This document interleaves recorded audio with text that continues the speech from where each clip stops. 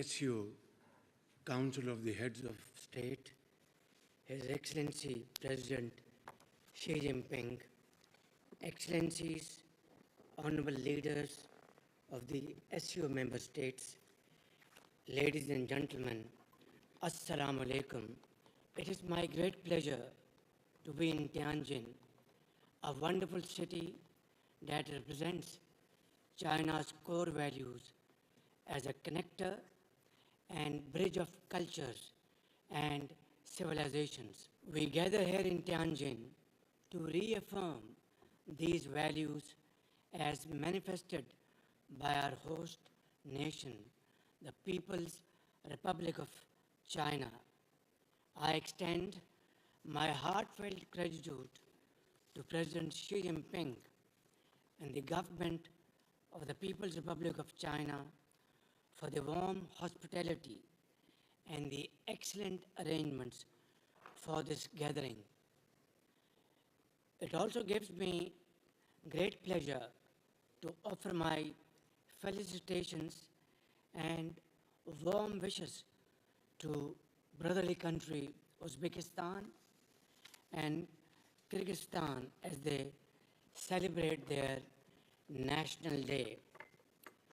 Mr. Chairman, for us, the SCO is a platform that best represents Pakistan's abiding commitment to regional cooperation and integration. China's successful tenure as chair of the SCO is reflective of President Xi Jinping's sagacious and visionary leadership. Today, China's global leadership is exemplified not only through the SCO, but also in landmark initiatives such as GDI, GSI, GCI, and Belt and Road Initiative, with the China-Pakistan Economic Corridor, known as CPEC, as its flagship project.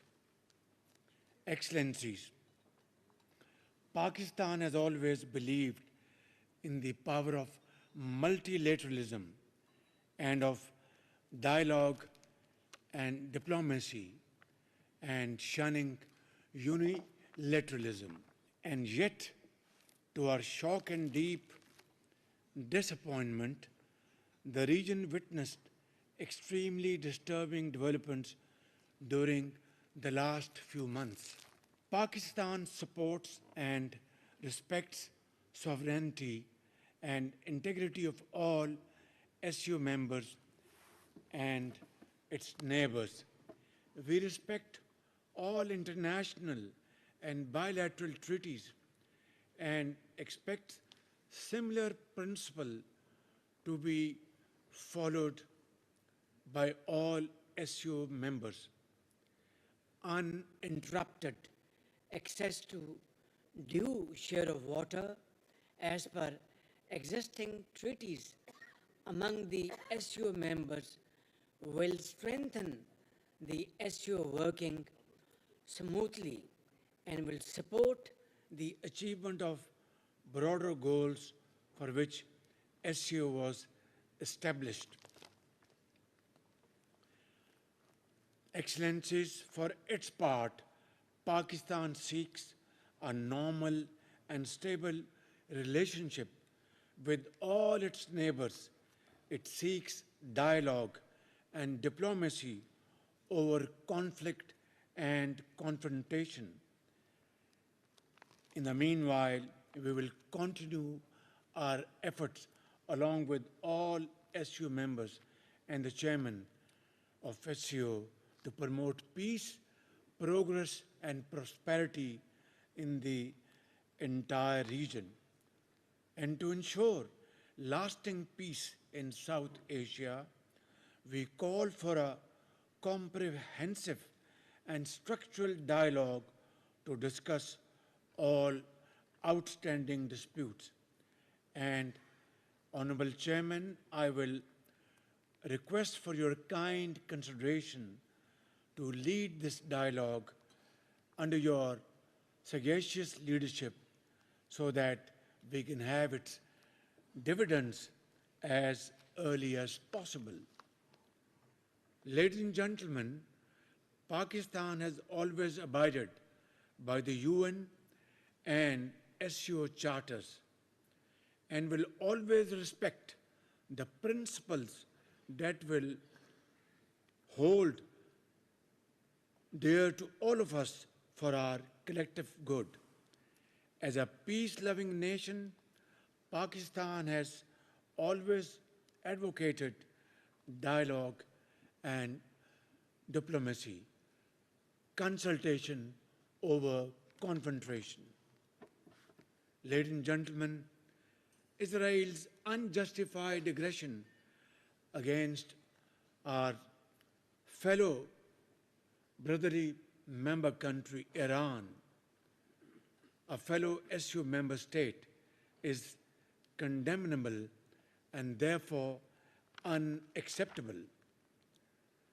Mr. Chairman, the suffering and starvation unfolding in Gaza is a festering wound on our collective conscience.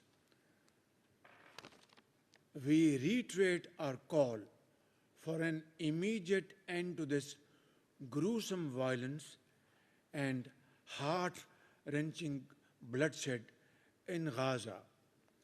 Pakistan has consistently supported the UN-mandated two-state solution, that is, the creation of an independent state of Palestine with pre-1967 borders and Al-Quds al-Sharif as its capital. Ladies and gentlemen, the menace of terrorism, separatism, and extremism continues to pose a grave threat to Pakistan and endanger peace and security of the entire SCO region and SCO family.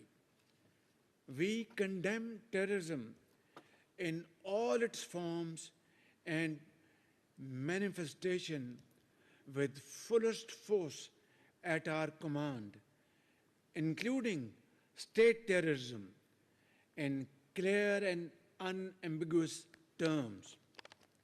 Those who have long used terrorism for advancing their political interest must know that the world no longer buys this fictitious narrative. We have, ladies and gentlemen, irrefutable evidence of the involvement of some foreign hands in the devastating Jafar Express train hostage incident, as well as countless other terrorist attacks against us in Balochistan and Khyber Pakhtunkhwa province of Pakistan.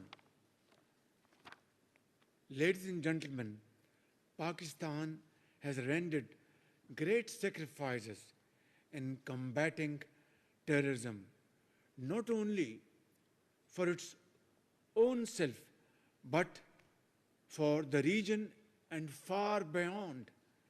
And in the process, we have lost over 90,000 valuable lives, mothers, children, engineers, doctors, scientists, ordinary citizens, shopkeepers, our officers and sepoys of our armed forces, and endured economic losses over $152 billion, a sacrifice which has no parallel in the annals of history.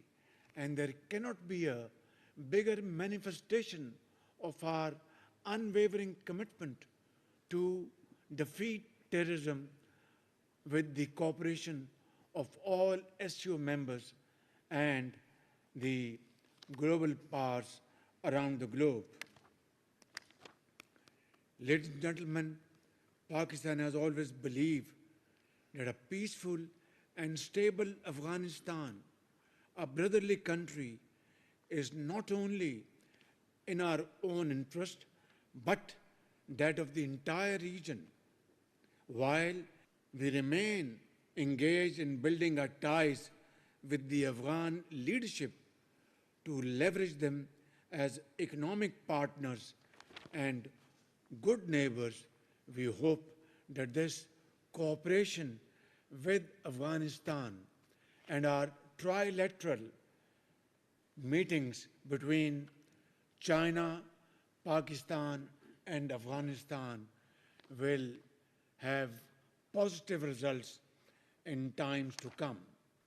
Honorable Chairman, as SCO leaders, we have reaffirmed year after year the significance of enhanced regional connectivity.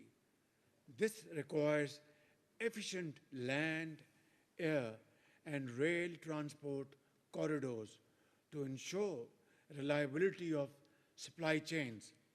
Expansion of the China-Pakistan Economic Corridor, the flagship project of the Belt and Road Initiative, can serve as a practical demonstration of SCO's vision for regional connectivity and economic integration. Excellencies, as I speak before this August Assembly of Great Leaders, my country is once again passing through unprecedented torrential rains, cloudbursts, and massive devastation due to consequent flooding in 3 of our major rivers. These floods have resulted in the loss of huge numbers of human lives and has damaged severely our infrastructure, property, and crops as well, and loss of precious livestock. Ladies and gentlemen, we deeply appreciate the international community's, including China's, solidarity and sympathy and support with us, and I thank you all. Just as my brave and resilient people are engaged in the rescue and rebuilding efforts, we are also focused on charting a new path of hope, evident in Pakistan's impressive economic recovery over the last 18 months, paving the way for a prosperous future and great cooperation with all of you sitting on this table. Our economic transformation plan is founded on 3 pillars: to expand our trade through export-led growth; 2, to explore new avenues for foreign investment in infrastructure, agriculture, AI, IT, mines and minerals, and energy, and to encourage innovation and research and development; and thirdly, to enhance revenue generation through comprehensive tax reforms in Pakistan under my watch like never before. Ladies and gentlemen, we are empowering our youth because youth is our challenge, and in Chinese adage parlance, a challenge always carries with it an opportunity, and therefore our youth bulge is a challenge as well as an opportunity, and creating exciting opportunities for them for their productive encouragement and meaningful employment. These efforts are already showing encouraging results with reduced inflation, a current account surplus, and a soaring capital market in the region. Excellencies, to conclude, I reiterate Pakistan's solemn and unwavering commitment to the SCO Charter and reaffirm our steadfast resolve to uphold the noble values of the Shanghai spirit. In conclusion, our journey ahead may be long, arduous, and at times it will be bumpy and uncertain, with scorching days and chill winds that would test our resolve, our patience, our commitment. But the destination we seek makes it all worthwhile, a future of shared peace, stability, and prosperity for 3.5 billion citizens of our SCO family members. Together, let us